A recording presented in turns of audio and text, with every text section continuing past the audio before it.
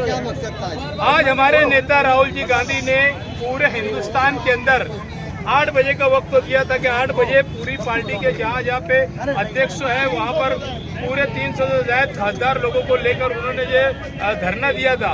आज उसका असर कहीं न कहीं हिंदुस्तान के अंदर वोट चोरी के ऊपर कहीं न कहीं पकड़ दिखने में नजर आ रही है। क्या इलेक्शन कमिश्नर को कहीं न कहीं नरम होना पड़ा।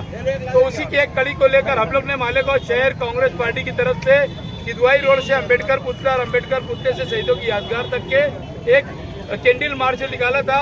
ये उसी की एक कड़ी है और हमारे नेता राहुल जी गांधी एक अपोजिशन के अंदर ठम लीडर बन के बैठे हुए हैं और वो हमारी हर बात को मनाने के लिए, पार्टी अपोजिशन की हर बात को मनाने के लिए वो एकदम ठप बैठ कर काम कर रही है।